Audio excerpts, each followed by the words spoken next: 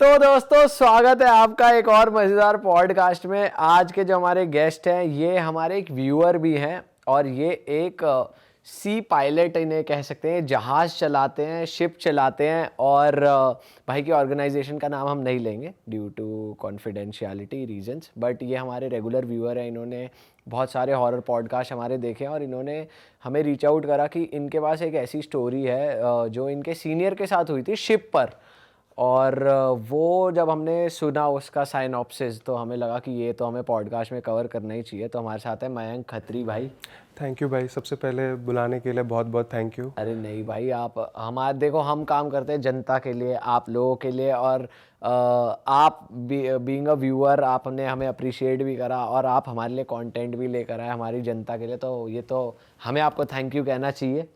मेरे लिए बहुत बड़ी अपॉर्चुनिटी है भाई ये यहाँ पर आना, आप लोगों के साथ बात करना, इस चीज़ को अपने आप लोगों के साथ शेयर करना।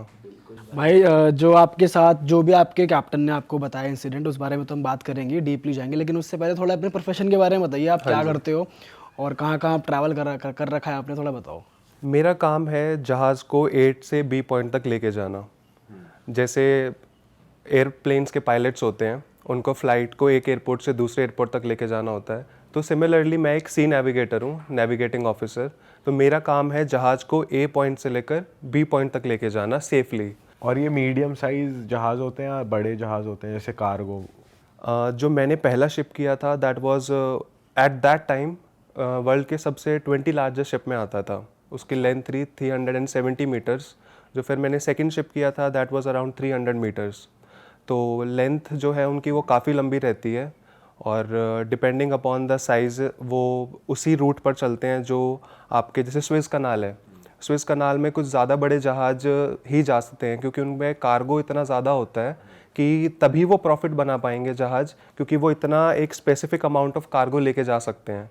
अब पनामा कनाल है, साउथ अमेरिका नॉर्थ अमेरिका को जो ज्वाइन करता है, तो उसमें सिर्फ एक मैक्सिमम साइज़ का ही जहाज़ आ सकता है। बड़े जहाज़ वहाँ पर नहीं जा सकते ड्यू टू सम रीजंस, क्योंकि वो है ही इतना कि अगर उसमें बड़ा जहाज़ गया तो वो फंस जाएगा वहाँ पर।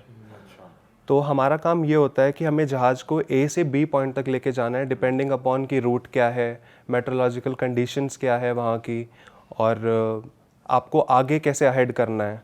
जैसे अगर फॉर एग्जांपल स्विस कनाल इसलिए बनाया गया था कि आपने अफ्रीका का मैप देखा है। अफ्रीका के मैप में अगर वो मैप को हम नीचे से घूम के जाएंगे तो वो बहुत ही ज़्यादा एक फ्यूल कंजम्पशन होगा जहाज़ का और बहुत ज़्यादा टाइम लेगा। तो इसीलिए एक मैन मेड कनाल बनाया गया जो इजिप्ट के थ्रू होता हुआ आपको मेडिटेरियन सी से जोड़ देता है। तो उससे एक टाइम बचता है, पैसा बचता है, कंपनीज़ को प्रॉफिट होता है। तो इस तरह से वो एक मीडियम है ताकि आप जहाज़ को A to पॉइंट B तक जल्दी लेके जाओ। तो एज अ सी नेविगेटर आप मतलब पायलट को जो भी चला रहा है उसको क्या कैसे गाइडेंस देते हो कि टर्न, मतलब यहाँ पे भी होता है ना कि अब कि टर्न लेना है, कैसे कुछ आगे आ रहा है या नहीं आ रहा, वो सब आप देखते हो? वो काम हमारा ही है चलाने का मतलब हम किसी को गाइड नहीं करते हैं अनलेस और अनटिल कि पोर्ट में जाना है हमें। जैसे अगर मेरा शिप पाकिस्तान से इंडिया आ रहा है, लाहौर बिन कासिम एक पोर्ट का नाम है, वहाँ से मुंबई आ रहा है, तो मुंबई आते हुए जब वो पोर्ट आएगा तो एक वहाँ पे पायलट आता है जहाज़ के ऊपर जो आपको हेल्प करेगा for the docking, because he is expert वहाँ पर उस पर्टिकुलर सिचुएशन के लिए। क्योंकि जो अभी सी नेविगेटर है वो अराउंड द वर्ल्ड ट्रैवल कर रहा है और डॉक करता है, लेकिन मुंबई में अब उसको जाना है तो उसको एक स्पेशलाइज बंदे की ज़रूरत है जो वहाँ के लिए स्पेशल है। बट ओवरऑल कमांड जो रहती है वो कैप्टन और सीनियर ऑफिसर्स के पास रहती है। He is the only guide to you कि यहाँ पर इस तरह से, यहाँ पर ऐसे, इस तरह से। और डॉकिंग हम इसको कहते हैं कि जहाज़ कहीं जहाज़ को पोर्ट पर लगाने पार्क कर दिया, तो इसको डॉकिंग बोलते हैं। ओके। वैसे आप कितने मैक्सिमम लंबे टाइम तक रहे हो ओशंस में जहाज पे? मैंने जो सबसे लंबी सेलिंग की थी दैट वाज फॉर 25 डेज।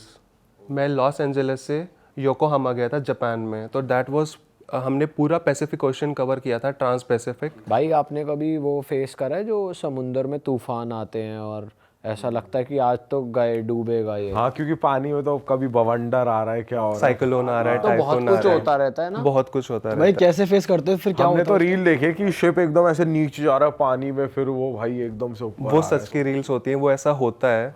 मेरे साथ पर्सनली भी एक इंसिडेंट हुआ था। We were crossing North America से साउथ अमेरिका आ रहे थे, तो उस वक्त मानसून का टाइम था और मानसून के टाइम हैवोक क्रिएट हो जाता है समुद्र के अंदर बहुत ज़्यादा। वो क्या होता है? हैवोक एक तरह से अफरा तफरी मच जाती है बहुत ज़्यादा समुद्र के Unpredictable अंदर, हो जाता है अनप्रडिक्टेबल हो जाता है कि उस वक्त क्या होता है, आपकी जो लोकल मेट्रोलॉजिकल अथॉरिटीज़ होती हैं, जैसे मैं किसी कंट्री के पास से निकल रहा हूँ तो उस कंट्री की मेट्रोलॉजिकल डिपार्टमेंट मुझे वार्निंग देंगी कि यहाँ से आप पास कर रहे हो तो इस तूफान से आप थोड़ा दूर रहो। अच्छा। तो उस हिसाब से हम रूट प्लान करते हैं, लेकिन नेचर, मदर नेचर कभी भी किसी भी रूप में आ जाती है। हमें नहीं पता कि वो कल को यहाँ पे प्रेडिक्टेड है, मेट्रोलॉजिकल कल इक्विपमेंट्स भी फेल हो सकते हैं, कुछ भी हो सकता है। तो ऐसे ही हुआ था, हम नॉर्थ अमेरिका से साउथ अमेरिका जा रहे थे और उस वक्त एक हमें साइक्लोन एनकाउंटर हुआ शिप में। अच्छा। तो उस वक्त क्या होता है, शिप आपका इस तरह से चल रहा है तो वो इस तरह नहीं चलेगा, वो ऐसे ऐसे हिलता रहेगा पूरा शिप, और उसका जो एंगल है वो मैक्सिमम 30 डिग्री तक जा सकता है। आपके जो कमरे में सामान रखा है वो सब गिर जाएगा। बिल्कुल, हाँ। जो इधर उधर चीज़ें हैं, आप वापस ड्यूटी करके कमरे में आ रहे हो तो ऐसा लगेगा पता नहीं कमरे किसी ने चोरी कर लिया, वहाँ पे चोरी किया है किसी ने।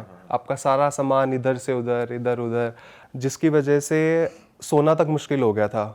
क्योंकि मैं रात को अगर नींद में जा रहे हैं सोने के लिए ऐसे, तो ऐसे रात को ऐसे आप नहीं सो सकते वहाँ और वो पे। 30 डिग्री मुड़ रहा है, ज्यादा भी मुड़ रहा है। 30 से ज़्यादा भी हो सकता है। भाई डर नहीं लगता था? आप सोने कैसे जा सकते हो उस समय में कि, और जो उस समय पे ड्राइव कर रहे होते हैं, जो जहाज चला रहे होते हैं, मैं कह रहा हूँ ड्राइव कर रहे हैं, जो जहाज चला रहे हैं, उनकी तो अलग ही लेवल पे फटी हुई होती होगी। होता है। और क्या होता है, जब आप शिप नेविगेट करते हो तो जो ब्रिज सेक्शन होता है जहाँ से शिप नेविगेट होता है, तो वो एक टॉप फ्लोर पे होता है, सबसे ऊपर, और वहाँ पर आपको जो रोलिंग इफेक्ट होता है वो और ज़्यादा होता है क्योंकि जीएम फोर्स बढ़ जाता है ऊपर की तरफ और वहाँ पर बहुत ही ज़्यादा रोलिंग होती है। बट अब वो कहते हैं ना, मछली पानी में रहेगी तो फिर क्या आएगी क्या। तो डरना मना है, डर नहीं सकते। आपकी लाइफ आपके हाथ में दूसरे लोगों की लाइफ है। आपकी ट्रेनिंग इस तरह से हुई है कि आपको पता है कि ये सब चीज़ें एनकाउंटर होगी, तो फिजिकली मेंटली आपको इतना फिट रहना पड़ेगा कि साइक्लोन भी आए तो यू आर द रिस्पॉन्सिबल जो सेफली उसको वहाँ पर लेके जाओगे लोगों को। तो आप 24/7 लाइफ जैकेट सकते हैं, फिर कुछ साइक्लोन आएगा तब पहनते हैं, कैसे सेफ? नहीं, लाइफ जैकेट्स हर एक बंदे के कमरे में होती है, कैबिन्स में होती है। इमरजेंसी में एक हमारी हर महीने 2 ड्रिल भी होती हैं कि इमरजेंसी में आपको क्या प्रोसीजर फॉलो करना है। तो हर एक, जैसे आप शिप में आते हो तो आप एज अ एम्प्लॉय मान लीजिए आप ज्वाइन करते हैं, तो आपके कमरे में एक इमर्शन सूट, एक लाइफ जैकेट।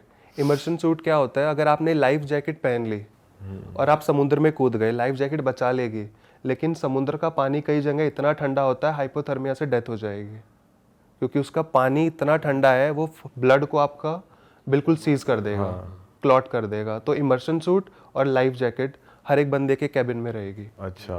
और कभी ऐसा हुआ है जैसे कैप्टन के भाई होश उड़ गए, पसीने छूट गए कि भाई मुझसे नहीं हो पा रहा, तुम चलाओ इसको, कोई भी जैसे असिस्टेंट वगैरह होता है, कभी हुआ? Captain is sole responsible. अगर हमें डर लगता है we reach out to the captain.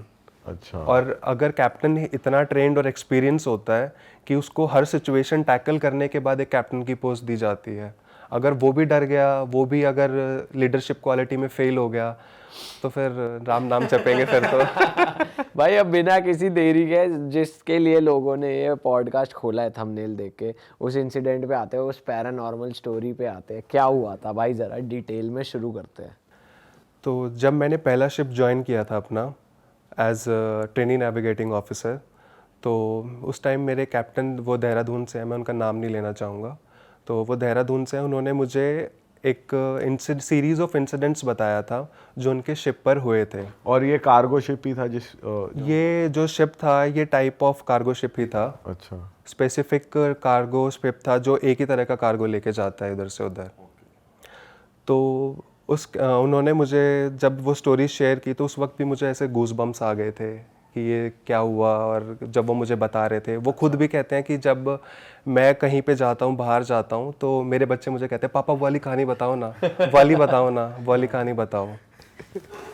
तो जब आपका शिप सेल करने से पहले एक स्टैंडर्ड सेट ऑफ प्रोसीजर्स होते हैं जो फॉलो होते हैं, जैसे इंजन ट्राई आउट करना, आपके जो भी लोग हैं शिप में कोई और बाहर का नहीं है, एक ISPS राउंड लेना कि ताकि कोई बंदा स्मगल ना कर सके, कोई बंदा शिप में कहीं छुप तो नहीं गया है। बेसिकली सब कुछ चेक कर रहे हैं सब कि कुछ कुछ चेक इलीगल करना, ना हो, कुछ इलीगल ना हो। वेपन ना लेकर कोई कैरी। हाँ जी, ये एक प्रोसीजर है। साथ साथ इंजन ट्राईआउट्स होते हैं, कुछ और चीज़ें होती हैं, वो सब सेट ऑफ प्रोसीजर्स, तो वो सब चल रहा था प्रायर डिपार्चर।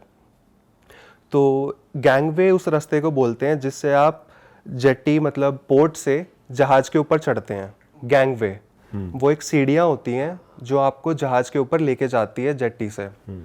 तो उसके ऊपर एक नेट लगा होता है, नेट बंधा होता है, इसलिए ताकि कुछ चीज़ गिरे तो that doesn't fall into water, या फिर कोई अगर जा रहा है सीढ़ियों से गिरता हुआ, कोई मतलब चलता हुआ जा रहा है तो वो गिर गया तो नेट में ही चला जाए। तो उस नेट को भी रिमूव करना पड़ता है जब जहाज़ सेल आउट होता है। तो एक टीम थी जो उस नेट को रिमूव कर रही थी, स्टेयर्स जो स्टेयरकेस जा रही हैं उसको, नेट को हटा रही थी वहाँ से। तो उसी वक्त एक टीम थी जो वहाँ पे प्रोपेलर ट्राई आउट कर रही थी। जहाज़ को सेल आउट करने से पहले एक प्रोपेलर जो आपको प्रोपेलर जो जहाज़ को थ्रस्ट देता है, काफ़ी बड़ा साइज़ में रहता है, depend upon the size of ship कितना बड़ा है उसका भी साइज़ उतना ही होगा। बड़े पंखड़ी टाइप जिसको कहते हैं। पंखड़ी जो जहाज़ की पंखड़ी होती है, बोट्स में भी देखा होगा आपने, जो पीछे वो रहता है। तो प्रोपेलर को ट्राई आउट कर रहे थे, एग्जॉस्ट जैसा। एग्जॉस्ट जैसा। तो प्रोपेलर को ट्राई आउट कर रहे थे। तो जैसे ही उन्होंने उसको ट्राई आउट किया तो उसने थ्रस्ट क्रिएट किया और वो वहाँ पर एक टीम नेट उतार रही थी गैंगवे से, और वो नेट उसके थ्रस्ट की वजह से उस प्रोपेलर में फंस गया। और उसने अपने साथ साथ 3 लोगों को खींचा और उसके अंदर आके 3 लोगों की डेथ हो गई प्रोपेलर में आने की वजह से। और उन लोगों की बॉडीज़ तक ट्रेसेबल नहीं थी, ब्लड था, किसी का हाथ मिला, किसी का पैर मिला। अब उस इंसिडेंट की वजह से जो उस कंट्री जहाँ पे जहाज़ खड़ा था वहाँ की लोकल अथॉरिटीज़ आई, पुलिस आई इन्वेस्टिगेशन के लिए। तो इस टाइम तक जहाज़ जो था बहुत ज़्यादा डिले हो गया था, बहुत। और जिस पोर्ट पर उसको नेक्स्ट जाना था वहाँ पर 3 लोग ज्वाइन करने वाले थे, जिन 3 लोगों का नाम है फिरोज़, अनिकेत और साहिल। ये 3 लोग वहाँ पर उस कंट्री में वेट कर रहे हैं जहाँ पर उसको आना था जहाज़ को, और वो ज्वाइन करने वाले थे। तो वहाँ पर अब क्या हो रहा है, लोकल अथॉरिटीज़ आ रही है, पुलिस आ रही है इन्वेस्टिगेशन करने के लिए, और जहाज़ को उन्होंने वहाँ पर सीज़ कर दिया कि ये एक बहुत बड़ी मिस हैपनिंग हुई है और उनकी कंट्री में हुई है, तो लीगली उनका काम है इसको स्टैंडर्ड प्रोसीजर फॉलो करना। तो इस टोटल पूरे जो ये होता है इंसिडेंट, इसमें लगभग 1 महीना जहाज़ डिले हो जाता है। अभी तक साहिल, फिरोज़ और अनिकेत को नहीं पता कि क्या हो रहा है जिस वजह से हम ज्वाइन नहीं कर पा रहे हैं। वो एक्साइटेड है ज्वाइन करने के लिए और वो वेट कर रहे हैं जहाज़ का। 1 महीना हो गया उन्हें। 1 महीना हो गया उनको, लगभग 25 दिन हो गए थे उनको। तो एजेंट उनको इन्फॉर्मेशन देता है कि ऐसे ऐसे कुछ इंसिडेंट हो गया है और जहाज़ लोकल अथॉरिटीज़ ने सीज़ कर दिया है, तो वो आ जाएगा। तो अब वो लोग वेट कर रहे हैं कि जहाज़ आएगा, और वहाँ से जहाज़ को अथॉरिटीज़ ने छोड़ दिया उस इंसिडेंट के बाद। और इंक्वायरी कमेटी का जो रिज़ल्ट था कि आप इन लोगों को सस्पेंड कर दीजिए, और उसके बाद जहाज़ ने सेल आउट किया। तो निकारागुआ से सेल आउट हुआ और जहाज़ पहुंचा ब्राज़ील में। ब्राज़ील में साओ पोलो एक जगह है, साओ पोलो में पहुंचा जहाज़, और वहाँ से उन लोगों को ज्वाइन करना है जहाज़। अब तीनों जो अनिकेत है, शरण है, साहिल, सॉरी मैं नाम गलत बोला, अनिकेत, शरण और फिरोज़, इन्होंने जहाज़ ज्वाइन कर लिया है। वहाँ पे जहाज़ के ऊपर ज्वाइन किया है इन्होंने, और ये लोग बहुत एक्साइटेड है जहाज़ पे ज्वाइन करने के लिए, हर एक काम करने के लिए। उन्होंने अपनी ट्रेनिंग पूरी की है अभी, और वो अभी जिस तरह से उन्होंने देखा था, पहली बार जहाज़ को देख रहे हैं, अब जाना चाहते हैं जहाज़ पे, तो वो सब उनके ऐसा लग रहा है कि ड्रीम्स पूरे हो रहे हैं उनके। तो जो पहला इंसिडेंट हुआ था जिस वजह से कुछ ये प्रिडिक्ट हुआ था ऐसा कुछ है, कोई आइडेंटिटी और मौजूद है जहाज़ पे, तो वो पहला चीफ कुक के साथ हुआ था, जहाज़ पे जो खाना बनाता है। तो चीफ कुक जो है खाना बनाने के लिए जो इंग्रेडिएंट यूज़ करता है वो अलग अलग स्टोर में स्टोर किए जाते हैं, जैसे provision store, dry store, meat room हो गया, क्योंकि मीट रूम का टेम्परेचर बहुत कम होता है, तो वहाँ पर ही आप फ्रोज़न मीट को रख सकते हो। तो इसी तरह से वहाँ पे क्या हुआ, वो फ़िशेस उसने जो अपना मेन्यू था उसको फ़िशेस बनानी थी उस दिन। तो फ़िश बनाने के लिए वो उस रूम में गया, मीट रूम में, और मीट रूम में जाके उसने जो फ़िशेस वगैरह थी उनको लिया, और किसी ने बाहर से गेट को बंद कर दिया, ऐसा हुआ। बाहर से वो गेट बंद हो गया तो उसे लगा कि शायद हो सकता है रोलिंग हो रही है जहाज़ में, जैसे मैंने आपको बताया कि जहाज़ जब चलता है तो 30 डिग्री एंगल तक रोल हो जाता है, और उसकी वजह से उसे लगा कि रोलिंग हुई होगी, कि हो जाता है।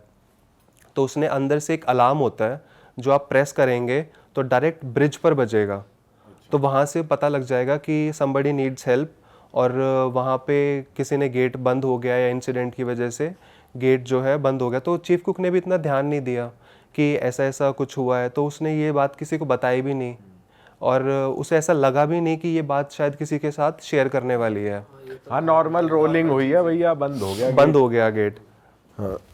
तो चीफ कुक ने फिर ऑब्जर्व करना शुरू किया कि जहाँ पर मेट रखा जा रहा है ना, तो वो जब भी उस जगह पे जाता है तो उसको ऐसा लगता है कि उसके साथ साथ कोई बंदा उसको फॉलो कर रहा है, कोई उसके साथ और भी इंसान कोई है। जैसे कोई आपके पीछे खड़ा होता है तो आपको थोड़ा महसूस होता है कि कोई है।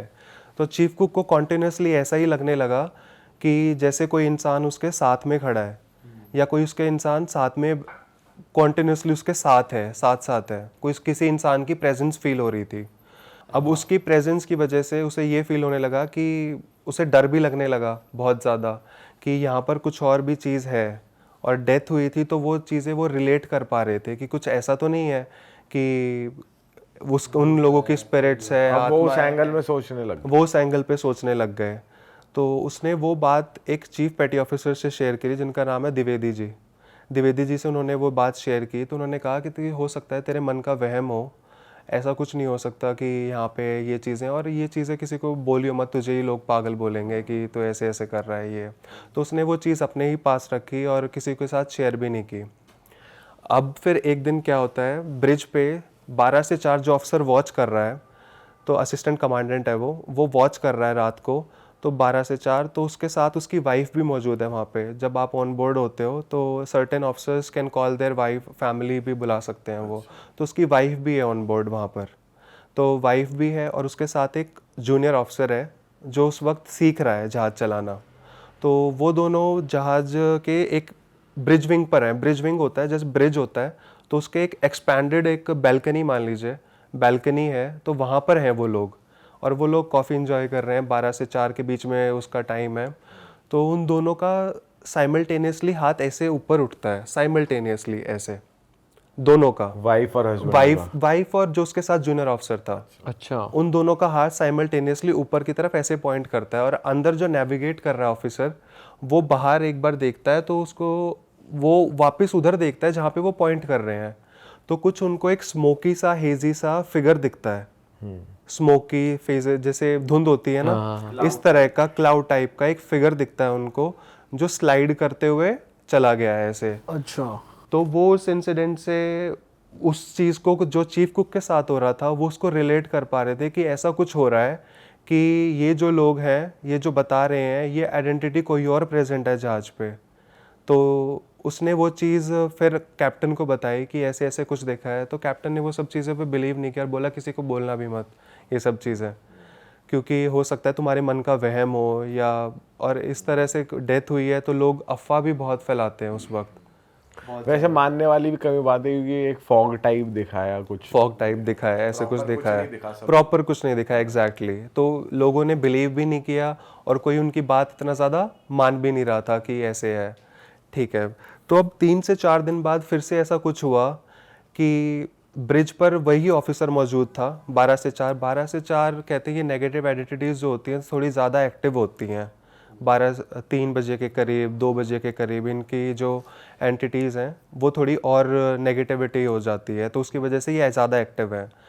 तो ब्रिज पर ही एक पैंट्री एरिया होता है जहाँ पे आप कॉफ़ी वगैरह बना सकते हो, क्योंकि आपकी वॉच मेस टाइमिंग्स के मील से अलग रहती है, तो उस वक्त आप कॉफ़ी, कप नूडल्स वगैरह ये सब बना सकते हो। तो वहाँ पर किसी ने टैप ऑन कर दिया और वहाँ पे कोई भी प्रेजेंट नहीं है। अरे वहाँ पे टैप ऑन हो गई अपने आप, टैप ऑन हुई है, उसमें से पानी निकलने लगा। हो सकता है कोई फॉल्ट हो, इंजीनियर्स को अगले दिन बता दिया गया था ऐसे, लेकिन वो tap bar bar on off on off on off ऐसे हो रहा था। अच्छा, टैप को कोई पुश कर रहा है, वो फिर वापस बंद कर रहा है, पुश कर रहा है, बंद कर रहा है। तो उसने वो चीज़ भी खुद ही मतलब एक तो होता है कि ऑन हुई, किसी ने ऑफ करी, फिर मुड़ा तो फिर ऑन हो गई, ऐसा नहीं, पर वो ऑन ऑफ हो रही है। और जिसके ये 12 से 4 वॉच आवर्स चल रहे हैं, वो एक ही बंदा है, फिर 2-3 लोग देख रहे हैं इस चीज़ को होते हुए? उसके साथ एक जूनियर ऑफिसर रहता है जो उसके हेल्प करता है नेविगेशन में, बट सोल रिस्पॉन्सिबिलिटी उसी ऑफिसर की है। तो वो बंदा भी देख रहा है ऐसा हो रहा है। अब यही इतनी देर में वो टैप के पास जाते हैं, वो टैप खुली हुई है, वो टैप को जाके बंद करते हैं। इतनी देर में ब्रिज का दरवाज़ा सटाक करके बंद होता है, बहुत तेज़ विंड फोर्स के साथ। तो ये चीज़ उनको थोड़ी सी अजीब लगी, क्योंकि गेट जो है जहाज़ पे वो सिक्योर किया हुआ था, ऐसे बंद नहीं हो सकते। रोलिंग की वजह से हर गेट पे एक सिक्योरिंग चीज़ होती है ताकि आप गेट को सिक्योर करके उसी पोजीशन में रख सको। लेकिन अब वो गेट जो है वो एकदम से बंद हुआ सटाक करके, सिक्योर होने के बाद भी। तो ये जो चीज़ थी, ये उस चीज़ ने सबसे ज़्यादा इम्पैक्ट क्रिएट किया कि सिक्योर होने के बाद भी गेट कैसे बंद हुआ। सही बात है। तो अनिकेत, शरण, जो लोग ज्वाइन किया था अभी इन्होंने 3 बंदों ने, उनमें से वो दोनों साथ में रह रहे हैं, शरण और अनिकेत। तो शरण एक बार क्या हुआ, रात को अपनी ड्यूटी करके वापस आया, 6 बजे के करीब उसने नॉक ऑफ किया और नहा धो के वो वापस अपना डिनर करके अपने कमरे में चला गया, शरण। तो शरण जैसे ही रात को अपने कमरे में, हमारी आदत होती है रात को फ़ोन यूज़ करके सोने की, तो इसी तरह से वो गाने सुनते सुनते सो गया। तो रात को एग्जैक्ट 12 बजे शरण एकदम से उठता है और कुछ बड़बड़ाने लगता है, और वो क्या बोल रहा है उसको समझ नहीं आ रहा। अब जो उसके साथ लड़का है अनिकेत, उसने कहा तू क्या बड़बड़ा रहा है, क्या बोल रहा है, सो जा आराम से। तो वो फिर से वही चीज़ें ब्लटर आउट कर रहा है रात को, कुछ कुछ बोल रहा है, कुछ कुछ कह रहा है, और फिर उसके बाद थोड़ी देर बाद सो गया। तो उसने भी, जो उसके साथ अनिकेत था, उसने भी लेट गो किया कि पता नहीं क्या कर रहा है ये, उसने इतना ध्यान नहीं दिया कि ये क्या बोल रहा है, क्या कह रहा है। अगले दिन वो सुबह बोलता है तू रात को क्या कर रहा था, रात को क्या बड़बड़ा रहा था। कह रहा है रात को बड़बड़ा रहा था। कह रहा है मुझे तो नहीं ऐसा कुछ ध्यान, मैं तो 10:30 11 बजे के करीब सो गया था। कह रहा है तू रात को 1:30 बजे उठ के कुछ बड़बड़ा रहा था, क्या बोल रहा था। कह रहा है यार हो सकता है नींद में मुझे ध्यान ना रहा हो, कुछ भी माइंड में मुझे कुछ याद नहीं है ऐसा कि मैं बड़बड़ा रहा था। तो उसने ये इंसिडेंट हुआ, तो ये इतना उसने गौर नहीं किया, ना किसी और बंदे ने गौर किया कि वो ऐसा हो रहा है। हाँ, क्योंकि वैसे भी कुछ लोग होते हैं जो नींद में भी बात करते हैं। हाँ, मैं बहुत बोलता हूँ नींद में। बोलता है? अबे एक दिन मैंने पता है क्या बोल दिया नींद में। मैं मम्मी के साथ सो रहा था, तो मैं नींद में, सॉरी भाई आपका मोमेंट नहीं कोई बात। मैं नींद में चिल्ला रहा हूँ, तुमने मेरे को धोखा दिया है ये, और तेज तेज गालियां दे रहा हूँ नींद में। अबे गालियां, मतलब गालियां क्लियर। और मम्मी मेरे को कह रही तू क्या बोल रहा था रात को, क्या सपना आया तुझे। मैंने कहा मुझे तो याद ही नहीं है। भाई कुछ लोग को आदत होती है वो करने के लिए ऐसी सी आवाज निकलते रात को, कुछ लोग ऐसा भी। अरे वो ना बोल ही रहे होते हैं, लेकिन वो क्लियरली मुंह से नहीं बोल पाते। और कुछ लोग तो उठ के भी चल देते हैं भाई, कुंडी उंडी खोल के चले जाते हैं। लेकिन भाई जब ये बताया ना मम्मी ने, भाई मेरे को इतनी शर्म आई, तब से फिर मैं साथ में नहीं सोया। मैंने कहा आप अपना सो। हाँ भाई, coming back to the story. तो शरण जो है रात को, ये जो सीरीज ऑफ इंसिडेंट होने लगा है, रोज बड़बड़ाने लगा। अच्छा। और वो एग्जैक्टली होता कब था, 12 बजे के बाद ही, एग्जैक्टली 12 बजे के बाद। 12 बजे से पहले वो चीज़ कभी भी नहीं हुई कि शरण ने उठ के कुछ बड़बड़ाया हो। तो अनिकेत उसको रोज कहता है तू क्या मंत्र का जाप करता है रात को, तू रोज मेरी नींद खराब करता है और रात को कुछ बड़बड़ाता है। कह रहा है यार मुझे तो कुछ नहीं याद रहता, ऐसा कुछ होता है। तो वो कह रहा है मैं तो ना कल तेरी वॉइस रिकॉर्ड करके सुनाऊंगा, तू क्या बड़बड़ करता है। कह रहा है अच्छा ठीक है। तो नेक्स्ट डे फिर ऐसा ही हुआ, वो रात को उठ के कुछ बड़बड़ाने लग गया।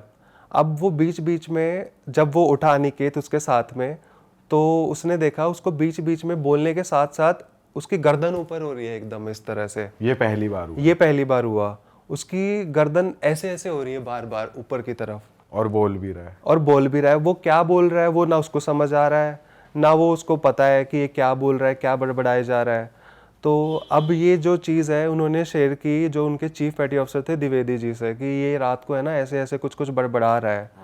तो जो द्विवेदी जी थे वो बहुत सात्विक किस्म के इंसान, बहुत सात्विक, टाइम पे उठना, टाइम पे सोना, पूजा पाठ करना, जहाज पे रहते हुए भी 2 बार जोत लगाते थे वो। और बहुत कुछ लोग होते हैं ना जो पॉजिटिविटी होती है, शक्ल से दिखता है, ग्लो होता है उनके फेस पे, वो इस तरह के थे भक्ति करने वाले। तो वो उन्होंने वो चीफ कुक के इंसिडेंट को और इस इंसिडेंट को दोनों को रिलेट किया, और उन्होंने कहा कि तुझे जो फील हो रहा है, जो कुछ हो रहा है, तुझे कुछ याद रह रहा है, तुझे कुछ ऐसा महसूस हो, कह रहे मुझे तो कुछ याद नहीं रहता, यही मुझे बोलता है तू रात को बड़बड़ाता है, हाँ, मुझे कुछ नहीं याद रहता।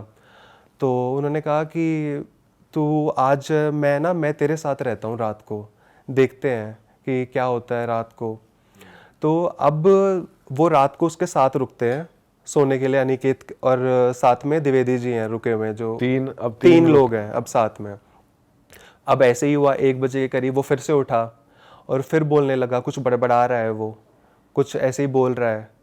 अब द्विवेदी जी ने एक बात ऑब्जर्व की कि जिन 3 लोगों की डेथ हुई थी, जो प्रोपेलर में कट के जिनके बॉडी पीसेस हो गए थे, उसकी आवाज़ उनमें से एक इंसान के साथ मैच हो रही है, जो वो एग्जैक्टली बोल रहा है। अच्छा, जो उसकी फ्लुएंसी थी, जो उसका बोलने का तरीका था, जो एक्सेंट था, बिकॉज जो उसके अंदर वो स्पिरिट आ रही थी या कुछ भी हो रहा था, वो एक कंट्री के अलग ओरिजिन से था, और जिस बंदे की डेथ हुई थी वो बहुत अलग साइड से था, तो एक लैंग्वेज में एक्सेंट आता है। तो उसने कहा कि ये तो उस इंसान की तरह बोल रहा है, इसकी जो लैंग्वेज है, ये जो बोल रहा है अब, तो इसकी तो बिल्कुल चेंज हो चुकी है। तो मतलब वो कुछ और ही लैंग्वेज में कुछ और लैंग्वेज में बोल रहा था, उसको पता भी नहीं था वो क्या हो रहा था ये सब। तो उन्होंने ये इंसिडेंट अपने फ़ोन पे गुरु के साथ शेयर किया कि ऐसे ऐसे ऐसा कुछ हो रहा है, और ये अब ना उसको खुद ही नहीं पता होता कि वैसे ये क्या हो रहा फोन चलते हैं शिप पे अगर आप होते हो तो? है। चलते हैं, सैटेलाइट इंटरनेट यूज़ होता है। हाँ, तो सैटेलाइट इंटरनेट से आप बात कर सकते हो, सैटेलाइट इंटरनेट से। वो थोड़ा कॉस्टली होता है, तो आपको जो नेट मिलता है वो बहुत लिमिटेड मिलता है, 2 घंटे के लिए, 2.5 घंटे के लिए, इस तरह के। तो वो सैटेलाइट फ़ोन से उसने कांटेक्ट किया कि ऐसे ऐसे हो रहा है, और ये चीज़ें जो हैं वो रोज़ रात को 12 बजे के बाद ही हो रही हैं, ऐसे ऐसे करके। तो उन्होंने कहा कि अभी इन चीज़ों को आप है ना, इन चीज़ों में मत पड़ो, ये शायद हो सकता है कि इनका वहम हो, या कुछ मन में कुछ उसको इमोशनली इतना इफ़ेक्ट की हो, मेंटली वो चीज़ें, कि उसके पास ये चीज़ें वो महसूस कर रहा है अपने आप। तो अब शरण के साथ एक इंसिडेंट ऐसा हुआ कि वो रात को 2:30 बजे उठ के, एक दिन वैसे ही जिस तरह वो डेली उठ रहा था, 2:30 बजे उठ के तेज़ तेज़ चिल्लाने लगा, काफ़ी तेज़ आवाज़ में। कैसे? ये तो अब स्टोरी मेरे कैप्टन ने मुझे बताई है, तो वो मुझे नहीं पता कि वो किस तरह से चिल्लाया। तो उन्होंने कहा कि वो बहुत तेज़ चिल्लाया, और जो उसकी लैंग्वेज थी बोलने वाली, वो एग्जैक्टली उस तरह से थी जो 3 लोगों की डेथ हुई थी, उनमें से एक इंसान बिल्कुल वैसे ही बोलता था। अच्छा, बिल्कुल एग्जैक्टली वैसे ही बोलता था, वही उसका एक्सेंट था, वही उसकी लैंग्वेज थी जो वो बोल रहा था, वही फ्लुएंसी थी बोलने वाली। तो ये चीज़ उन्होंने ऑब्जर्व की कि वो इंसान कैसे उसका बॉडी के अंदर आ रहा है, या क्या हो रहा है, या वो हमसे कम्युनिकेट करने की कोशिश कर रहा है। तो अब इसके बाद उन्होंने ये चीज़ भी बताई कि वो है ना रात को थोड़ा सा पावरफुल हो जाता है, वो कुछ चीज़ें जैसे भारी चीज़ें हैं वो उठा भी लेता है, वो कोई कुछ होगा चिल्लाने लगेगा, उसके शक्ल जो हो गई वो बिल्कुल चेंज हो जाती है, जैसे इसके अंदर कुछ इसने ड्रग्स ले लिए हैं, ऐसा कुछ हो गया है, तो उसकी शक्ल बिल्कुल चेंज हो जाएगी। और ड्रग्स वगैरह लेने के बाद जैसे आपकी हालत होती है कि फेस बिल्कुल डल हो गया है, तो और शरण जो डार्क है, सर्कल्स वगैरह, डार्क सर्कल्स हो गए हैं, या फिर फेस डल हो जाता है बहुत ज़्यादा। और जैसे ही ये चीज़ें होती थी 3-4 बजे, ये चीज़ें अपने आप ही ख़त्म हो जाती थी। तो नेक्स्ट डे क्या हुआ, उसका शरीर, वो कह रहा है मेरा आज शरीर है ना ऐसे हो रहा है जैसे रात को किसी ने मुझे बहुत मारा है, बहुत ज़्यादा, और ऐसा हो रहा है शरीर जैसे बिल्कुल टूट चुका है शरीर, बहुत ज़्यादा। तो उसने वो चीज़ फिर से द्विवेदी जी को बताई कि ऐसे ऐसे मुझे फ़ील हो रहा है, ये चीज़ें जो हैं मुझे इम्पैक्ट कर रही हैं कहीं ना कहीं, मुझे कुछ याद नहीं रहता है, लेकिन ये मुझे बता रहा है, आप मुझे बता रहे हो कि रात को ऐसा ऐसा हो रहा है। तो उन्होंने अपने गुरु को ये चीज़ें बताई कि ऐसे ऐसे करके उसके अंदर रात को और पावर्स भी आ रही हैं, कि वो किसी भारी चीज़ को उठा लेता है, या फिर ऐसा कुछ कर देता है जो उसके कैपेबिलिटी में नहीं था, वो नहीं कर सकता। तो अब उनके गुरु ने कहा कि अगर ऐसा कुछ होता है ना, रात को इनके बाल पकड़ो, इनके ना बाल कंट्रोल करो, पकड़ने की कोशिश करो, अगर ऐसा कुछ हो रहा है तो वो उसने चीज़ अनिकेत को बताई कि अगर ऐसा कुछ हो रहा है ना, तुझे डर लग रहा है, तो रात को तू इसके है ना सर के ऊपर से पीछे के हिस्से से यहाँ से उसके बाल होल्ड किया कर। अगर ऐसा कुछ हो रहा है तो वो शायद उस कॉन्शियसनेस से वापस आ जाए, शायद उस जगह से वापस आ जाए वो जो इस जोन में जा रहा है वो। तो अब तक अनिकेत भी बहुत डर गया था जो उसके साथ रहता, क्योंकि शरण जो है डेली रात को इस तरह से उठ रहा है और वो उसके साथ सो रहा है।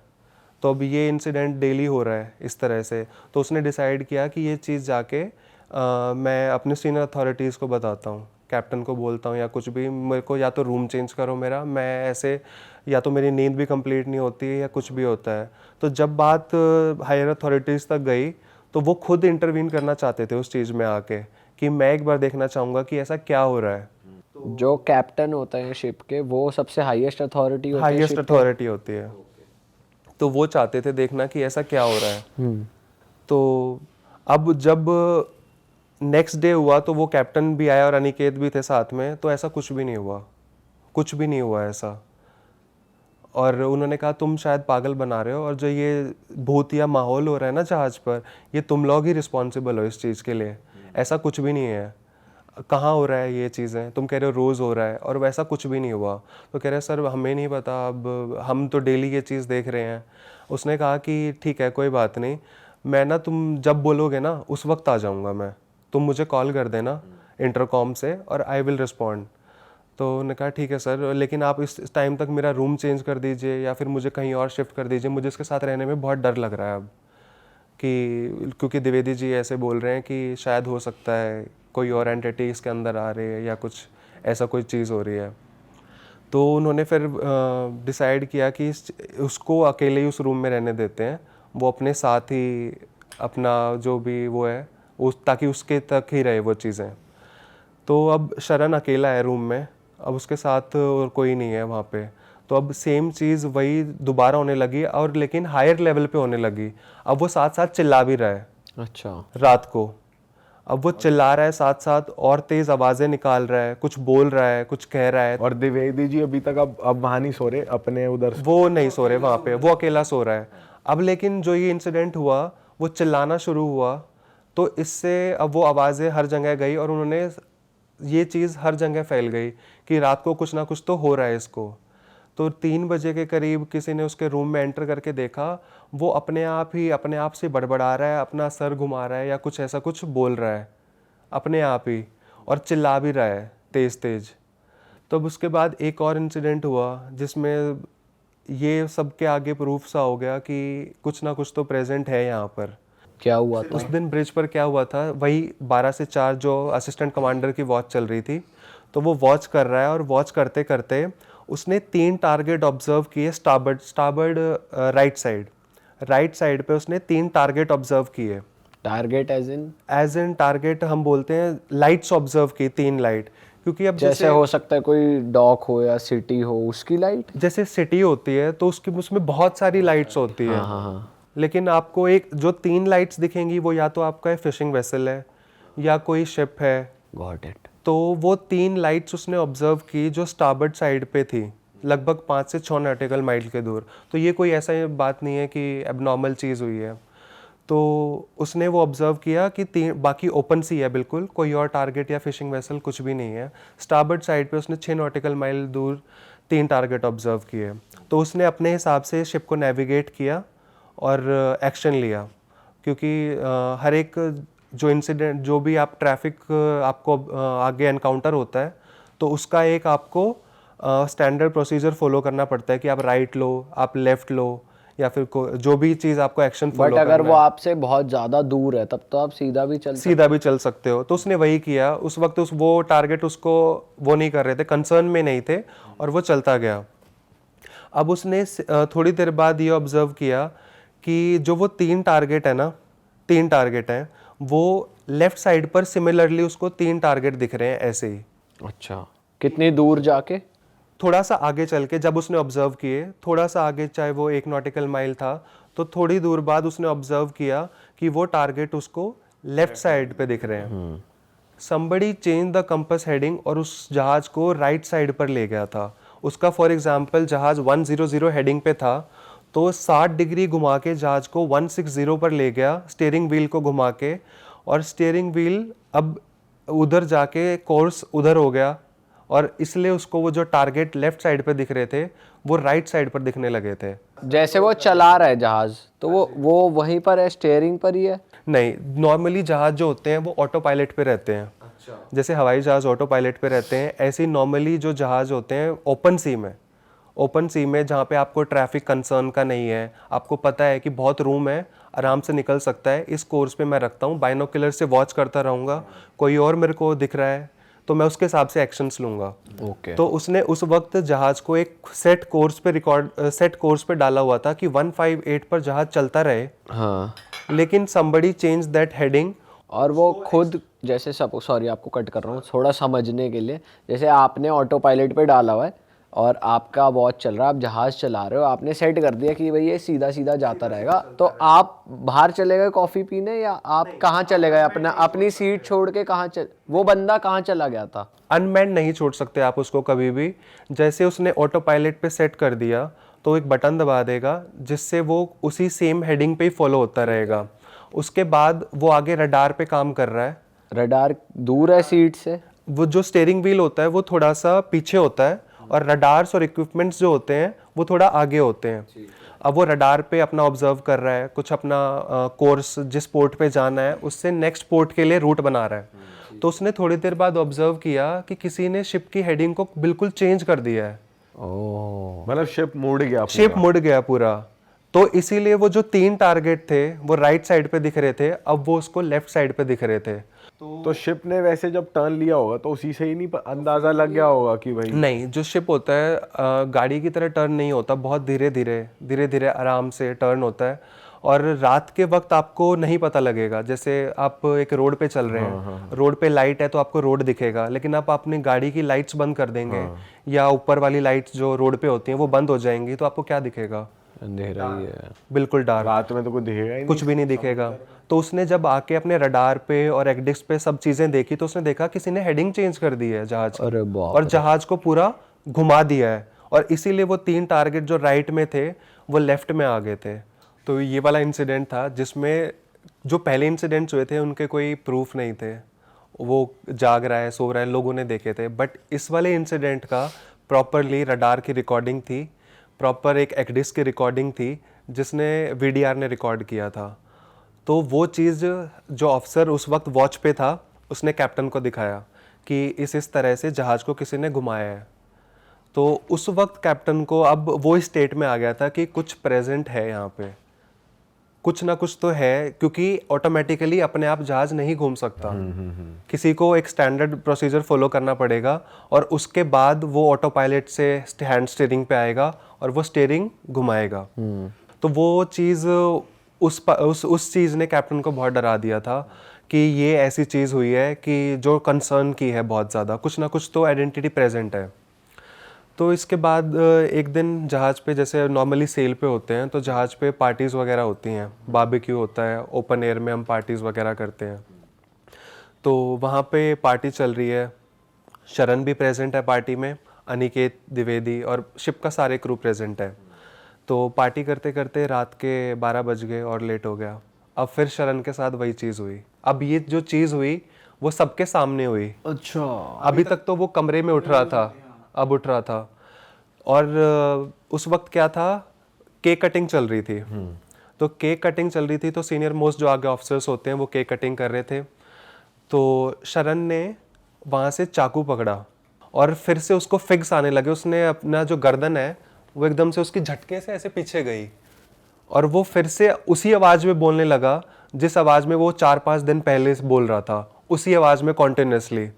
और वो बोल क्या रहा है, अब उसकी लैंग्वेज दूसरी है, क्योंकि जो बंदे की डेथ हुई थी he was from south India, Reddy थे वो। तो रेड्डी की आवाज़ में वो बोल रहा है कि मैं इसको मार दूंगा, और वो बोल जो रहा है वो लोकल लैंग्वेज में बोल रहा है, जो शरण को लैंग्वेज बिल्कुल भी नहीं आती है। रेड्डी भी उन 3 लोगों में से है जो मरे थे। रेड्डी उन 3 लोगों में से है जिसकी डेथ हुई तो थी। जो वहाँ पे क्रू मौजूद है इस टाइम पार्टी में, उन्होंने पहचाना कि ये इस लैंग्वेज में ये इस लैंग्वेज में बोल रहा है, क्योंकि रेड्डी जो था वो उन लोगों के साथ मौजूद था जो अभी भी शिप पे मौजूद थे।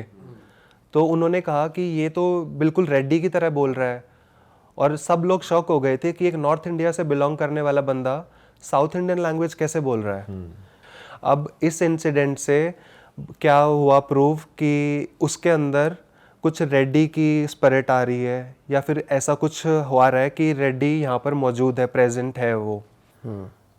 और जब रेड्डी का और कैप्टन का कुछ बात हो गई थी जिसकी वजह से वो मेंटली बहुत डिस्टर्ब था, बहुत ही ज़्यादा डिस्टर्ब था। तो उनकी डेथ से पहले जो ये इंसिडेंट हुआ था, 3 लोगों की डेथ हुई थी, तो उससे कुछ हफ्ते पहले कैप्टन की और रेड्डी की लड़ाई हुई थी, जिसमें उनकी आपस में इंटरेस्ट ऑफ कन्फ्लिक्ट की वजह से इतनी ज़्यादा लड़ाई बढ़ गई थी कि उनकी चिल्लाने की आवाज़ और आपस में एक दूसरे को बोलने की, जब आपके साथ किसी से लड़ाई होती है या कुछ भी होता है तो आपको उस इंसान से नेगेटिव वाइब बहुत ज़्यादा क्रिएट हो जाती है कि इस इंसान का मेरे को शक्ल भी नहीं देखनी। तो रेड्डी जो था वो अपना घर जाना चाहता था ड्यू टू सम रीजंस, उसके फैमिली के रीज़न की वजह से, बट कप्तान ने उसको घर पे जाने नहीं दिया था। तो ये रीज़न था कि वो उसके साथ बहुत ज़्यादा स्ट्रेस आउट हो रहा था बार बार। ठीक है। तो अभी ये इंसिडेंट के बाद कैप्टन सबसे ज़्यादा डरा हुआ था जहाज़ पे। तो उसने पर्सनली, उसको पता था कि द्विवेदी जी जो हैं वो बहुत भक्ति करने वाले, वो एक साधक थे, वो एक साधना करते थे और डेली शिप पर भी 2 घंटे उनको साधना करनी थी।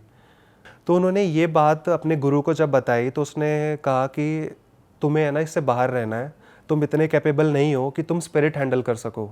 क्योंकि द्विवेदी जी खुद ऐसे थे, वो उस चीज़ से बहुत परेशान हो रहे थे और वो हेल्प करना चाहते थे।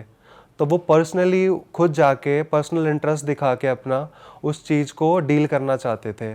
और वो शरण को देख देख कर बहुत परेशान हो रहे थे कि ये बेचारा डेली सफ़र कर रहा है, उसकी डेली शक्ल उसकी देखने लायक होती थी कि बिल्कुल डल फेस है उसका। बोलने के लिए जो बंदा ऐसे रहता था बहुत मजाक मस्ती में, वो कुछ नहीं बोल पाता है, मेंटल स्ट्रेस में है, कुछ याद नहीं रहता है उसके साथ 12 बजे के बाद क्या हो रहा है। तो उन्होंने डेली वहाँ पर सुबह शाम नहा धो के मंत्र का उच्चारण करना शुरू करा कि वो उस मंत्र के अधीन हो जाएं, कि वो एक किसी अपने गुरु को, किसी आइडेंटिटी को हेल्प ले सके उससे डील करने के लिए। तो अब शरण के साथ डेली क्या हो रहा था, उसकी तबीयत ख़राब होती जा रही थी और डेली उसका वेट भी लॉस हो रहा था। उसका वेट काफ़ी कम हो चुका था, 4 से 5 किलो वेट उसका लूज़ हो चुका था लास्ट के 2 से ढाई महीने के अंदर। तो अब वो डेली वो जो स्पिरिट है उसके शरण के अंदर आ रही है। तो शरण को क्या हो रहा है, वो फिज़िकली एग्जॉस्टेड हो रहा है बहुत ज़्यादा, एक तो परेशान हो रहा है मेंटली। तो द्विवेदी जी जब वो उच्चारण कर रहे हैं अपने मंत्रों का, तो उससे वाइब्रेशंस की वजह से वो बहुत परेशान हो रहा है कि जैसे यहाँ पर कुछ है जो मुझे अपना काम नहीं करने दे रहा। शरण परेशान हो रहा है, शरण परेशान हो रहा है मंत्रों से। उन मंत्रों से। जब वो उसके अंदर वो आइडेंटिटी होती है तब वो परेशान हो रहा है कि इसके अंदर कुछ है जो मुझे परेशान कर रहा है।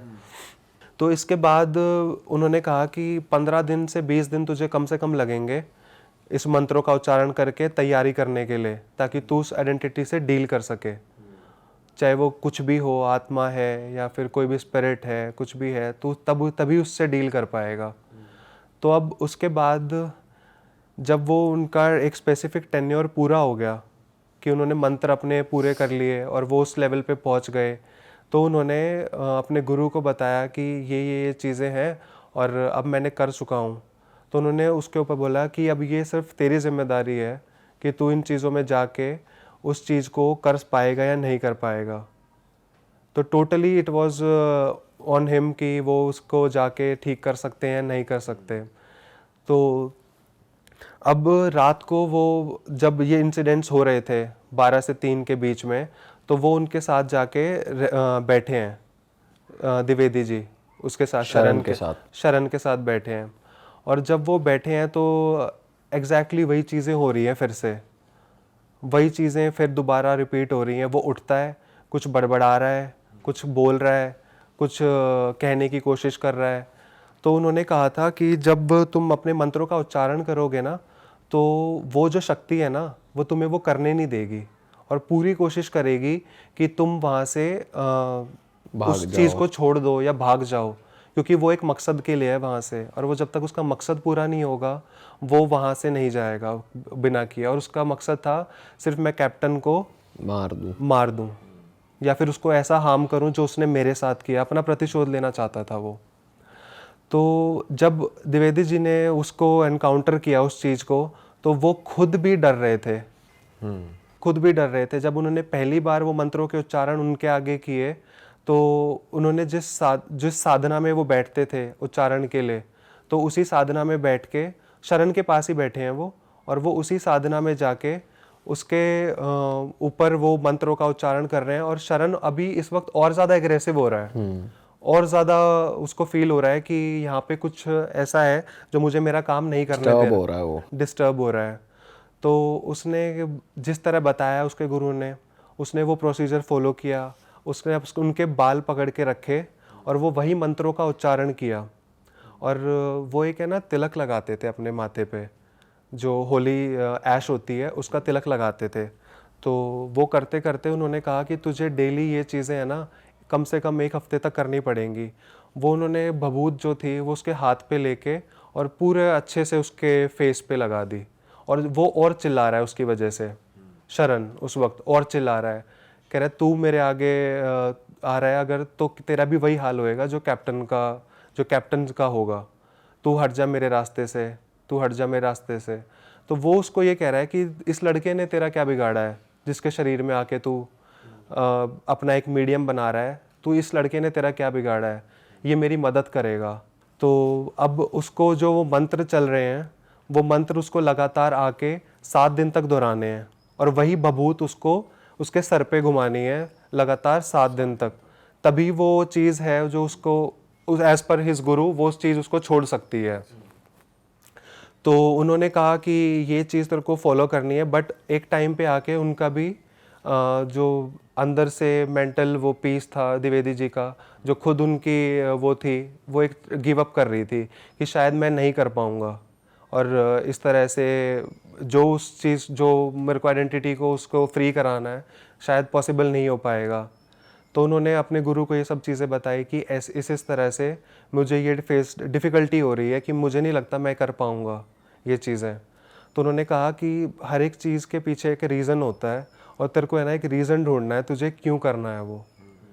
तुझे एक इंसान की ज़िंदगी बचानी है जिसका कोई कसूर नहीं है, जिसके उस शरीर में एक आइडेंटिटी बैठी है, तेरे को उसके वो जान बचानी है। तो अब वो जो आइडेंटिटी है वो डेली उसके साथ बात करना शुरू कर रही है कि तू मेरे रास्ते से हट जा, नहीं तो मैं तेरा भी वही हाल करूँगा जो कैप्टन का हाल हुआ है। जो कैप्टन का हाल मैं करने वाला हूँ वो भी तेरा हाल होएगा, तू उससे पहले तू जाएगा। अब वो उसको कहता है कि अगर तुझे कैप्टन से बदला लेना है ना तो मैं कैप्टन को यहीं बुला देता हूँ, यहाँ पे बुला देता हूँ, और तेरे को जो करना है उसके साथ तू कर ले, जो भी तुझे जो उसको मारना है, तुझे जो करना है उसके लिए। तो वो उसको कैप्टन को बोलता है ये सब चीज़ें ऐसे ऐसे हो रही है, और जब तक वो बदला नहीं लेगा ना वो आपका पीछा नहीं छोड़ेगा। तो वो कैप्टन को भी वहाँ पे बुलाता है उस दिन, जिस दिन वो परफॉर्म करता है वो उसी तरह से लगातार 7 दिन तक उसको वो चीज़ करनी है। तो वो अभी सेकेंड डे बुला लिया उन्होंने या फिर 7वें दिन? तीसरे दिन जो है वो ऐसा फील होने लगा था कि मैं नहीं कर सकता अब। तो उसके बाद उसने कैप्टन को बुलाया कि मैं अब ये चीज़ फॉलो करना चाहता हूँ और उसके लिए मुझे आपकी मदद की ज़रूरत है, और ऐसे ऐसे करके। तो उसने कैप्टन को बुलाया वहाँ पे। तो कैप्टन वहाँ पे आया है, और उस वक्त द्विवेदी जी हैं, शरण है, वो वहाँ पे बैठे हैं। तो वो एक भभूत लेता है और वो उसको कैप्टन के हाथ में देता है कि आप उस पे सर पे ये भभूत लगाओ, ये एज़ पर माई गुरु कि अगर आप इसके उसमें करते हो तो शायद इसके ये शरीर छोड़ दे, ये एंटिटी इसकी शरीर छोड़ सकती है। तो अब शरण जो है वो उस 12 बजने के बाद जैसे उसके रूप में आता है तो वैसे ही है, वो बोल रहा है कुछ ना कुछ बड़बड़ा रहा है। तो अब जिस दिन वो फाइनल डे उनका है, जिस दिन वो कैप्टन को लेके आता है अपने साथ में, तो वो बार बार यही बोलता है मैं इसके शरीर में तेरे ले आऊँ, मैं इसके शरीर में तेरे ले आऊँ, मुझे तेरे उससे वो है, मुझे इसका शरीर नहीं चाहिए, मुझे तुझे मारना है। मुझे तुझे मारना है, मुझे इस लड़के की मौत, मुझे इस लड़के के उससे कुछ नहीं है, और जब तक मेरा वो पूरा नहीं होगा बदला, मैं यहाँ से नहीं जाऊँगा। तो वो कहता है कि मैं क्या कर सकता हूँ, कि मैंने तो ऐसा कुछ नहीं किया। तो वो कहता है तूने मुझे मेरे घर नहीं जाने दिया जिस वक्त मेरे परिवार को मेरी सबसे ज़्यादा ज़रूरत थी। उस वक्त मैं घर नहीं पहुंच पाया, और उसकी वजह से आज मेरे फैमिली में आज ये तक नहीं पता है कि मैं मर चुका हूँ, क्योंकि उनकी बॉडी जो थी वो ट्रेसेबल नहीं हुई थी। वो उसके घर वाले अभी भी इस होप में थे कि वो शायद वापस आएगा, शायद अभी भी वापस आएगा। तो उसकी जब तक बॉडी उसकी ट्रेस नहीं हुई थी, तो उन्होंने कहा कि मेरी फैमिली में आज भी मेरी बेटी, मेरी जो वाइफ है, वो आज भी मेरी माँ मेरा वेट कर रही है कि शायद उसके शरीर मिल जाए और हम उसका अंतिम संस्कार तो कर दें, शायद मैं उसका अंतिम संस्कार कर सकूं। तो वहाँ पर वो शरण जो है वो खूब रोने लगता है, बहुत ज़्यादा, उसके आंखों से आंसू आ रहे हैं। वो फिर से चिल्लाने लगता है, बोलने लगता है उसी की लैंग्वेज में, और वो कहता है कि मेरी बेटी की अभी शादी होने वाली थी, रेड्डी की बेटी की शादी होने वाली थी, और उसको ज़रूरत थी बहुत पैसों की, और उसको घर होना बहुत ज़रूरी था, और इस कैप्टन की वजह से मैं नहीं पहुंच पाया हूं वहाँ पे। तो अब कैप्टन सोल रिस्पॉन्सिबिलिटी लेता है कि मैं तेरी बेटी की शादी भी करा दूंगा, मैं तेरे घर से पैसा भी भेज दूंगा, लेकिन तू इस शरीर को छोड़ दे, इस शरीर को तू छोड़ दे जो तू इसको इस पे कर रहा है। कह रहा है मेरा मकसद तो ये है ही नहीं, मेरा मकसद तो तेरे को अमावस्या को मारना है, अमावस्या पे मारना है। मुझे तुझे जिस दिन नो मून होता है उस दिन मारना है। तो अब वो इस डर से बहुत ज़्यादा, अंदर ही कोई आपको मौत के लिए बोल दे कि मैं तेरे को मारूंगा, तो वो बहुत ज़्यादा डरने लगा है। कह रहा है मैं तेरे घर वालों को पैसे भी भेज दूंगा, मैं तेरे घर वालों को एक तरह से हर सपोर्ट करूंगा, मैं तेरी लड़की का कन्यादान करूंगा, मैं हर चीज़ करूंगा, लेकिन इस लड़के का शरीर छोड़ दे तू। और वो कहते हैं ना, मरता क्या नहीं करता, तो वही उसने किया। उसने कहा कि मेरे शरीर को तू, इस शरण के शरीर को तू छोड़ दे और मेरे से तू दूर हो जा हर तरह से, मैं तेरी फैमिली को सपोर्ट करूंगा, और जो भी तेरी फैमिली में ज़रूरत है, तेरी बेटी की शादी करवाऊंगा, हर चीज़ करूंगा। तो अब उसको जो वो एंटिटी थी उसके अंदर, शरण के अंदर आ रही थी, उसको फील हो रहा था कि दूसरे पार्ट पे अगर मेरी इच्छाएं पूरी हो रही है, मेरे फैमिली वालों को अंतिम संस्कार के लिए मेरी बॉडी मिल रही है या कुछ हो रही है, तो मैं इसका शरीर छोड़ूंगा। तभी सिर्फ उसकी कंडीशन यही थी कि उसका जब शरीर जो छोड़ना है उसको, वो तभी होगा पाएगा जो उसकी डिमांड्स हैं वो सब पूरी होंगी। और शरण को छोड़ने के लिए उसका एक रीज़न ये था, एक मोटिव ये था कि उसकी बेटी की शादी हो और कन्यादान हो उसकी बेटी का। तो कैप्टन ने सोल रिस्पॉन्सिबिलिटी ली कि मैं तेरी बेटी की शादी कराऊंगा और तेरे घर पे पैसे भेजूंगा, तेरे बच्चों की पढ़ाई के लिए मैं रिस्पॉन्सिबल हूँ, और जो भी चीज़ होगी तेरी फैमिली में मैं आगे हूँ हर चीज़ के लिए। तो उन्होंने ये चीज़ें अब उसके आगे बोली, शेयर की सब चीज़ें। तो अब उन्होंने वो भभूत जो थी वो उसी तरह से 7 दिन तक कॉन्टिन्यूसली उसके सर पे रमाई। कैप्टन ने नहीं, जो द्विवेदी जी थे। कैप्टन सिर्फ एक ही दिन आया? कैप्टन नहीं, तीसरे दिन आया, और उसके बाद वो लगातार जब तक वो ख़त्म हुआ वो तब तक उस दिन तक आया। अच्छा। लेकिन उसका जो एंटिटी का मतलब था वो यही था कि वो उसका कैप्टन से मौत का बदला लेना चाहता तो रोज जब तक ये चला प्रोसेस, हफ्ते भर तक वो रोज यही बोलता रहा कि वो हफ्ते भर से यही बोलता रहा कि मैं उसको मारूंगा। और उससे पहले भी उसका यही मोटिव था कि मैं कैप्टन को मारना चाहता हूँ, क्योंकि उसने मुझे उस वक्त पे घर नहीं जाने दिया। ठीक है। तो भाई ये स्टोरी थी और 7वें दिन के बाद वो जो लोग थे वो उस शरीर को उसने छोड़ा जो शरण के शरीर में था। और अंतिम संस्कार जब जिस जगह पे, जिस पोर्ट पे वहाँ पर उनकी बॉडीज़ कट हुई थी, तो उनके कुछ उंगलियाँ मिली, कुछ बॉडी पार्ट्स कुछ मिले, जो वहाँ की गवर्नमेंट ने अंतिम संस्कार के लिए कुछ भी हो वो वहाँ पर भिजवाए, ताकि एटलीस्ट उसकी आत्मा को मुक्ति तो मिले, ताकि उसकी आत्मा को सेटल हो, ताकि जो भी चीज़ें हुई उसके साथ वो हो। तो वो जो बॉडी पार्ट्स थे वो उन तीनों लोगों के घर पहुंचाए गए। और जो शिप पे जो इंसिडेंट्स हुए ये सब वो एंटिटी की वजह से, तो उसमें एक आत्मा थी जो रेड्डी की थी, वो किसी वजह से मुक्त नहीं हो पा रही थी, क्योंकि बाकी दो की हो गई थी। बाकी दो की हो चुकी थी, लेकिन उन्होंने कोई प्रॉब्लम क्रिएट नहीं की। जो प्रॉब्लम क्रिएट हुई थी वो रेड्डी की वजह से हुई थी, क्योंकि उसका एक मकसद था घर जाने का, और उसकी वजह से वो एक शिप से इतना ज़्यादा अटैच हो गया था कि मैं बिना पैसा लिए, क्योंकि हर एक बंदा इंसान काम अपने घर से दूर रह के पैसे के लिए कर रहा है, तो उसका यही मोटिव था कि एटलीस्ट मेरी जो अंतिम संस्कार है, मेरा परिवार एटलीस्ट वो कर ले। तो कैप्टन ने खुद पर्सनली उस गवर्नमेंट के साथ वहाँ इन्वॉल्व होकर उसके जो बॉडी पीसेस मिले थे प्रोपेलर से कटने की वजह से, वो उसके घर भिजवाए ताकि लास्ट राइट्स हो सके। तब शरण उस शरीर से फ्री हो पाया, तब उसके शरीर से वो एंटिटी जो थी वो उसको मुक्त कर पाई थी। अरे भाई, और मतलब 7 दिन बाद शिप ऑटोमेटिकली आ गया था डॉक, मतलब जहाँ आना, वो उस वक्त सेलिंग में था जो शिप था। ये तो सब उसके बाद सेलिंग पे ही शरण के शरीर को छोड़ दिया था आत्मा सेलिंग ने। में ही छोड़ दिया था। जो नदियाँ होती हैं, जो हम कहते हैं गंगा में लास्ट अस्थियाँ बहाई जाती हैं, तो वो जाके आपके एक समुद्र में मिलती हैं, और समुद्र में जो सेल कर रहे हो तो कहा जाता है वो एक प्योरेस्ट फॉर्म ऑफ इनगल्फिंग चीज़ है जो आपको इनगल्फ कर सकती है। तो कुछ जो चीज़ें थी वो वहाँ से, जैसे सेक्रेड वाटर जो होता है, गंगा जल होता है, इसी तरह से समुद्र का पानी भी कई जगह कहा जाता है प्योर होता है बहुत ज़्यादा। तो वो भी सेक्रेड वाटर लेके उसकी बॉडी के ऊपर, कमरे के ऊपर, पूरे जहाज़ के अराउंड सब जगह स्प्रिंकल किया गया, ताकि एक जो नेगेटिविटी है वो दूर हो जहाज़ की, और जो जहाज़ में एक जो माहौल है वो थोड़ा सा डिप्रेसिंग ना रह के ठीक हो जाए। और अमावस्या के दिन ही क्यों मानना चाह रहा था वो? क्योंकि अमावस्या के दिन कहते हैं ये लोग, ये चीज़ सबसे ज़्यादा पावरफुल होती है।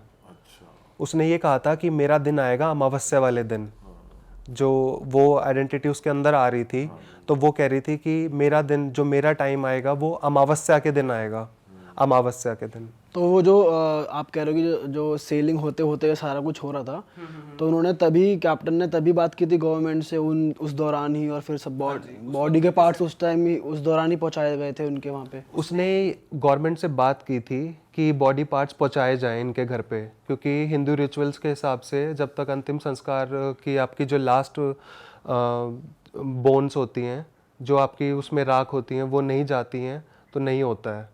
तो इसी तरह से उसने, उसको ये था कि कितनी इम्पोर्टेंस है इसके अंतिम संस्कार की। तो उसने वो कांटेक्ट करके वहाँ की गवर्नमेंट से, और उसके हाथ पैर कटे हुए जो भी उंगलियाँ थी, क्योंकि एक डीएनए टेस्टिंग होती है, वहाँ से उसके घर से ब्लड सैंपल्स मंगाए गए थे कि एटलीस्ट वो मैच हो जाए कि वो उसी के घर की है या नहीं है। तो उसके वाइफ के, उसके बच्चों के ब्लड सैंपल्स आए थे उसी कंट्री में जहाँ एक्सीडेंट हुआ था, और वहाँ से फिर वो उसका डीएनए मैच हुआ, क्योंकि वो बॉडी बिल्कुल कट चुकी थी।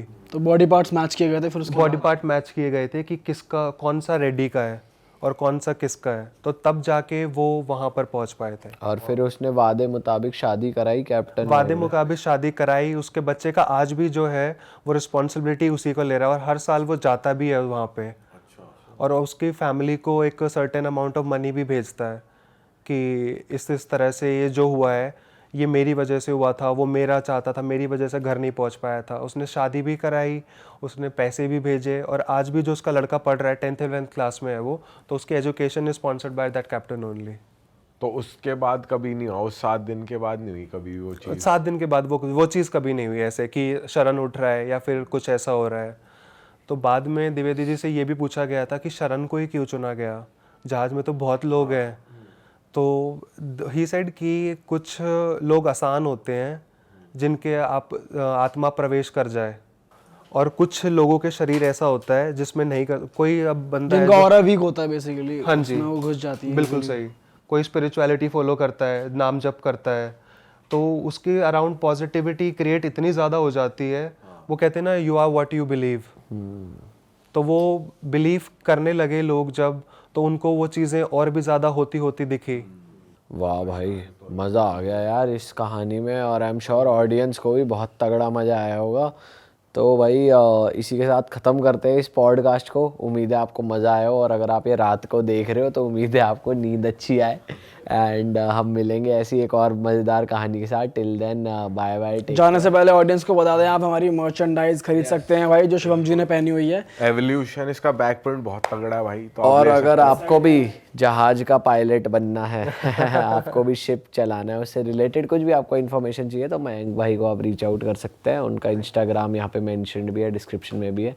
तो भाई हमारे व्यूअर्स में से कोई अगर आपसे कुछ हेल्प चाहे तो प्लीज़ आप उनकी ऑलवेज help- मोस्ट वेलकम भाई, ऑलवेज मोस्ट। ठीक है जी, मर्चेंडाइज की वेबसाइट है realitstore.com।